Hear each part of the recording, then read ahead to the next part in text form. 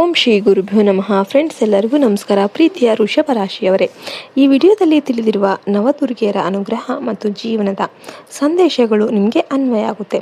ನಿಮ್ಮ ರಾಶಿಯ ವಿಶೇಷತೆಗಳನ್ನು ಗಮನದಲ್ಲಿಟ್ಟುಕೊಂಡು ಈ ಕೆಳಗಿನ ಅಂಶಗಳನ್ನು ನಿಮ್ಮ ಜೀವನದಲ್ಲಿ ಅಳವಡಿಸಿಕೊಳ್ಳಿ. ವೃಷಭ ರಾಶಿಯವರಿಗೆ ನವದುರ್ಗಿಯರ ಸಂದೇಶ. ವೃಷಭ ರಾಶಿಯವರು ಪ್ರಾಯೋಗಿಕ ಜ್ಞಾನ ಮತ್ತು ಸ್ಥಿರವಾದ ಸ್ವಭಾವವನ್ನು ಹೊಂದಿರ್ತಾರೆ.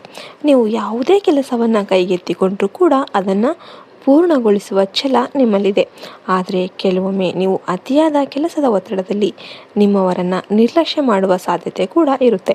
ವಿಡಿಯೋದಲ್ಲಿ ತಿಳಿಸಿರುವಂತೆ ದೇವಿಯ ಕೃಪೆ ಪಡೆಯೋದಕ್ಕೆ ನೀವು ಈ ಕೆಳಗಿನ ಬದಲಾವಣೆಗಳನ್ನು ಮಾಡಿಕೊಳ್ಬೇಕಾಗುತ್ತೆ. ನೀವು ಅಳವಡಿಸಿಕೊಳ್ಬೇಕಾದ ಮುಖ್ಯ ಸೂತ್ರಗಳು. ಸ್ತ್ರೀ ಶಕ್ತಿಯ ಆರಾಧನೆ. ನಿಮ್ಮ ಜೀವನದ ಯಶಸ್ಸಿನಲ್ಲಿ ಸ್ತ್ರೀಯರ ಪಾತ್ರ ಬಹಳ ದೊಡ್ಡದು. ಮನೆಯಲ್ಲಿರುವ ಹೆಣ್ಣು ಮಕ್ಕಳನ್ನು ಗೌರವದಿಂದ ಕಾಣೋದು, ಅವರ ಅಭಿಪ್ರಾಯಗಳನ್ನು ಕೇಳೋದು ಮತ್ತು ಅವರ ಅಗತ್ಯಗಳನ್ನು ಪೂರೈಸೋದು ನಿಮಗೆ ಧನ, ಲಾಭ ಮತ್ತು ಮಾನಸಿಕ ಶಾಂತಿಯನ್ನು ತರುತ್ತೆ. ಪ್ರಾಮಾಣಿಕ ಪ್ರಯತ್ನ. ನೀವು ಮಾಡುವ ಕಠಿಣ ಪರಿಶ್ರಮವೇ ನಿಮ್ಮ ನಿಜವಾದ ಸಂಪತ್ತು. ಅಡ್ಡದಾರಿಯಲ್ಲಿ ಹಣ ಗಳಿಸೋದಕ್ಕೆ ಅಥವಾ ಶಾರ್ಟ್ಕಟ್ ಹುಡುಕೋದಕ್ಕೆ ಹೋಗಬೇಡಿ. ದೇವಿಯು ಸತ್ಯ ಮತ್ತು ಶುದ್ಧ ಮನಸ್ಸಿನವರನ್ನು ಮಾತ್ರ ರಕ್ಷಣೆ ಮಾಡ್ತಾರೆ.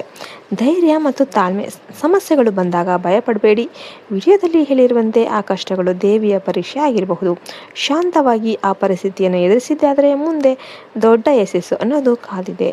ಅದೃಷ್ಟ ತರುವ ಸರಳ ಪರಿಹಾರಗಳು. ಮನೆಯ ಪರಿಸರ. ವೃಷಭ ರಾಶಿಯವರಿಗೆ ಸೌಕರ್ಯ ಮತ್ತು ಐಷಾರಾಮಿ ಜೀವನ ತುಂಬ ಇಷ್ಟ.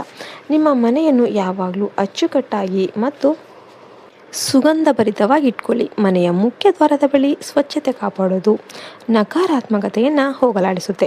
ನೈವೇದ್ಯ ಮತ್ತು ಆತಿಥ್ಯ. ನಿಮ್ಮ ಮನೆಗೆ ಬರುವ ಅತಿಥಿಗಳನ್ನು, ಅದರಲ್ಲೂ ವಿಶೇಷವಾಗಿ ಹೆಣ್ಮಕ್ಕಳನ್ನು ಗೌರವಿಸಿ ಮತ್ತು ಅವರಿಗೆ ಸಿಹಿ ನೀಡುವ ಮೂಲಕ ಸತ್ಕರಿಸಿ. ಇದು ನಿಮ್ಮ ಆರ್ಥಿಕ ಸ್ಥಿತಿಯನ್ನು ಸುಧಾರಿಸಲು ಮತ್ತು ಕುಟುಂಬದಲ್ಲಿ ಒಗ್ಗಟ್ಟು ಹೆಚ್ಚಿಸಲು ಸಹಾಯ ಮಾಡುತ್ತೆ.